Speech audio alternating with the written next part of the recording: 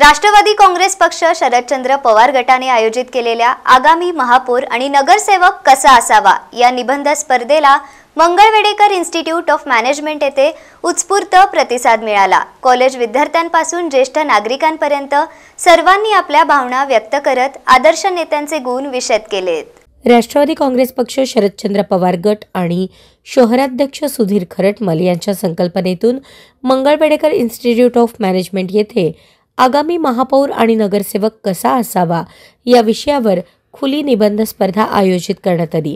येणाऱ्या निवडणुका डोळ्यांसमोर ठेवून नागरिकांना आपली मते मांडण्याची संधी देणारा हा उपक्रम ठरला।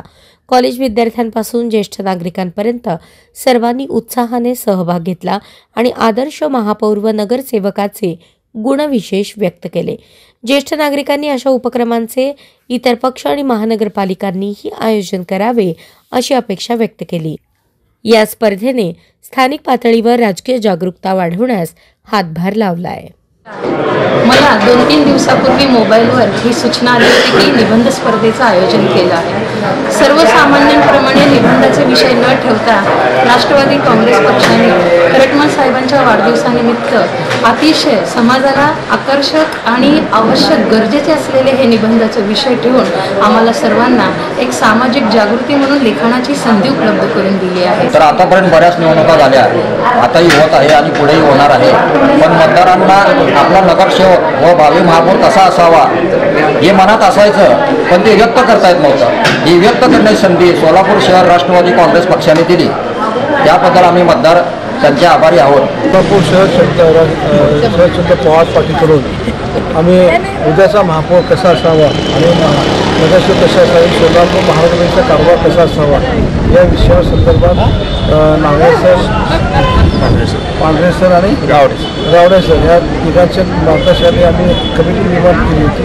त्या कमिटीमध्ये नवदीप मुल्ला, डॉक्टर प्रतिभा चव्हाण, निशांत साळवे आणि पांढरे सर होते आणि हे पूर्ण करण्यामध्ये त्यांचा सिंहाचा वाटा आहे।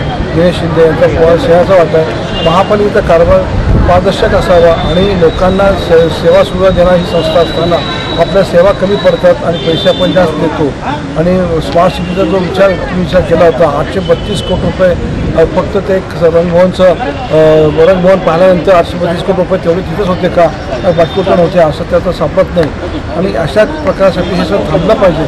म्हणून आम्ही एक विचार असणाऱ्या काही दूरदृष्टी विचार असणाऱ्या विद्यार्थ्यांना आणि मोठ्या लोकांना ज्येष्ठांना पण बोलवलं होतं आणि भरपूर 75 लोकांना आम्ही निवडण्यात ही स्पर्धा ठेवलेली आहे। पण 1 ते 75 उद्याची वक्ती स्पर्धासुद्धा 1 ते 75 राहणार आहे आणि ह्या दोन्ही स्पर्धेचा निकाल लागल्यानंतर माननीय आमचे अध्यक्ष शशिकांत शिंदे साहेब हे येऊन त्यांच्या हस्ते आम्ही हा बक्षीस पास करणार आहोत आणि सोलापूर महानगरपालिकेचा नगरसेवक आणि त्याच्या धारणा ही आता विद्यार्थ्यांनी दिली आहे।